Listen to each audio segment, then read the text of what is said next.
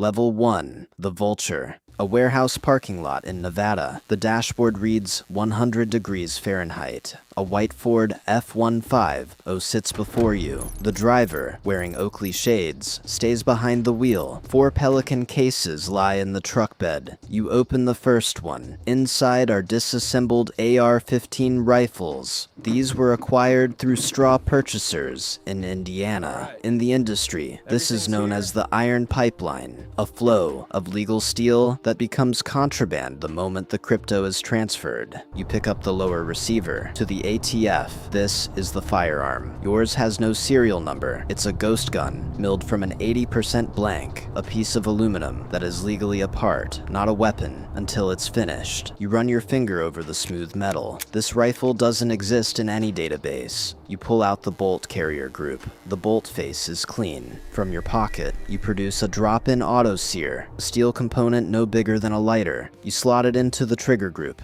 Now, the semi-auto fires and full auto bursts. In Mexico, this tiny part doubles the price of the gun. You check the barrel markings. 1 in 7 twist rate for a 77 grain bullet. It keeps its stopping power at 500 meters. A Dodge Charger patrol car slows down at the entrance. The officer watches you through his mirror. You don't hide the cases. In Nevada, they call this moonlighting. When an off-duty cop works security for deals that can't be insured, you scan the QR code on the driver's tablet. You transfer 0.2 Bitcoin. The driver sees the confirmation and flashes his high beams twice. That's the signal for the patrolman. The transaction is cleared, no issues. The Dodge Charger slowly merges onto the highway. You slam the lid shut. Your pulse, 72 beats per minute. You've turned civilian metal into a tool of war. Now, you are a vulture. Your career has begun. Level 2. The Forwarder. The cockpit of an Ilyushin IL-76 TD heavy transport plane. Before you is a tablet showing the route, Florida to South Sudan. In the cargo hold lie 30 tons of RPG-7s and their rounds. You are exploiting a loophole in international HS codes. Code 8424 describes mechanical appliances for projecting liquids. To a customs inspector at a transit port, this is an irrigation system. To your client, it's a way to melt light armor. In the industry, these are dual-use goods. The plane is registered in Mongolia, a flag of convenience. You've scheduled a technical stop in Djibouti. Under ICAO rules, transit cargo isn't subject to inspection if it doesn't leave the aircraft. You're saving 3 weeks of paperwork and $100,000 in duties. You enter the cargo hold to check the weight and balance. If those heavy crates shift even 10 centimeters during takeoff, the plane will stall and drop. You tighten the tie-down straps to the limit. Over the Sahara, you kill the transponder. The plane vanishes from public tracking services. You are flying by memory and visual landmarks. Below the radar, a landing on a dirt strip.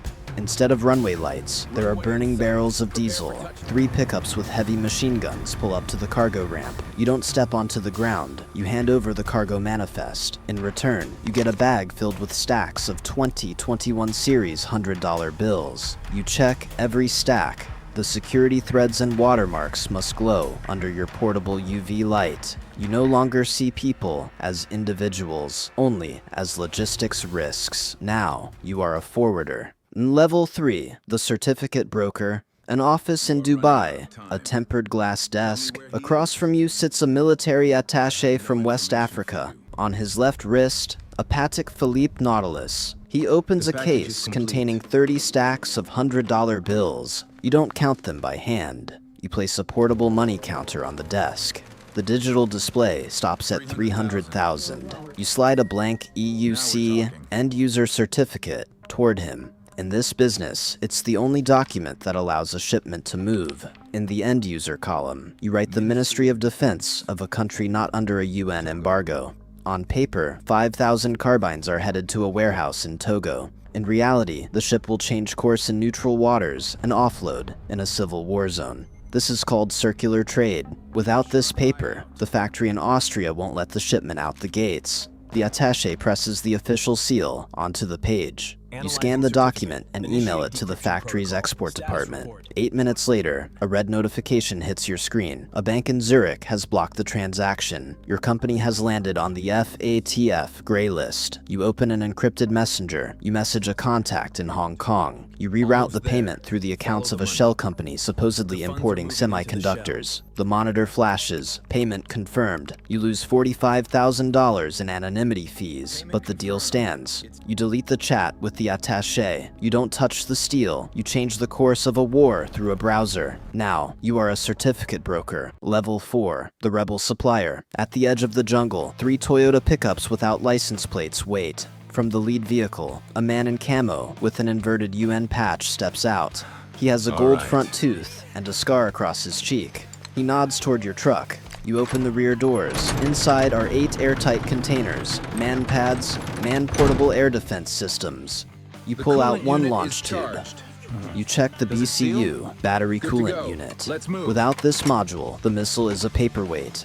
Once activated, the thermal battery lives for exactly 40 seconds. That is the window the shooter has to lock onto the engine's IR signature and pull the trigger. If the target ducks behind a cloud or deploys flares, the charge burns out in 41 seconds. The missile is then useless. You show the rebel the indicator. The light is green. He has 40 seconds of control over the sky. A contrail appears in the sky. A civilian airliner at 30,000 feet. One of the rebels heaves the tube onto his shoulder. You look at your watch. You don't take a step back. The missile leaves with a dry hiss. 7 seconds later, a flash erupts in the sky. The plane breaks into fragments. You open a news feed. The headline: Civilian flight disappears over conflict zone. 212 passengers. The man with the gold tooth tosses a canvas bag at your feet. $300,000. Your choice. Leave the country now, or settle your debt to the syndicate with the next shipment. You toss the bag into the trunk. Start the engine. You look in the rearview mirror at the smoke in the sky. Now, you are a rebel supplier.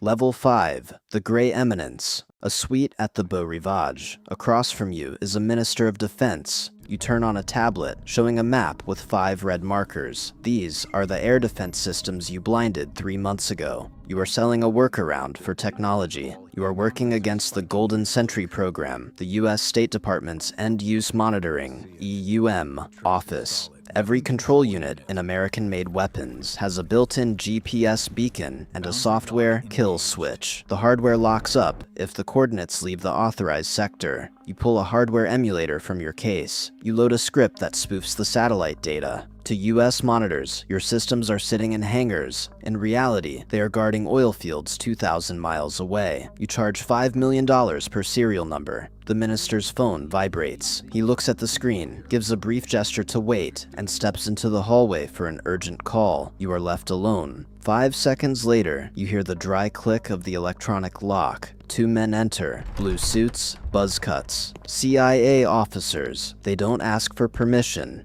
One of them places an audio recorder on the table. You hear your own voice, recorded 10 seconds ago. They show you a folder, photos of your relatives, and a bank statement from Singapore. They offer you NOC status, a non-official cover operative. You will continue your trade, but you will leak your competitor's routes to Langley. Your choice: become a tool of the state, or vanish into the lake in 30 minutes. You take the pen. You sign. Now, you are a Grey Eminence. Level 6, the Conflict Architect. A private terminal in Lisbon, a laptop on your knees. You open a map of logistics hubs in East Africa. Your target, a warehouse in Djibouti. You're no longer looking for buyers. You're creating reasons for them to buy. In war, the profit isn't in the guns, it's in the consumables. In high-intensity combat, an infantry brigade burns through 100,000 rounds of 7.62mm ammo in 24 hours. If you control the only factory within 1,000 miles that produces that caliber, you control the outcome of the war. You send the coordinates of a competitor's vessel to Langley via an encrypted app. An hour later, his cargo is seized in the Red Sea. The price per round in the region skyrockets from 30 cents to $2. You own the only remaining stock. On your tablet, a live stream of peace talks in Geneva. If the leaders sign the treaty, your $80 million hardware contract is void. You pick up a second phone. You dial a field commander. You give him the coordinates of the opposition's headquarters. He says, "Mortars are in position." You reply, "Fire." 10 minutes later, the stream cuts out. A report comes in. A direct hit on the building. The talks collapse. Both sides accuse each other of breaking the ceasefire. The demand for tanks triples. You close the laptop. You refresh the bank page. A $12 million advance hits your escrow account. You adjust the gold chain around your neck. Now, you are Conflict Architect. Level 7. A fragment of the system. The terrace of a villa in Montenegro. Before you, the Adriatic Sea and a tablet. You look through binoculars at the pier. Below, a man in a linen shirt hands an envelope to an officer. You shift your gaze to the screen. A real-time transaction log updates. You see his deal. In the black market, trust is 0. You use an escrow system.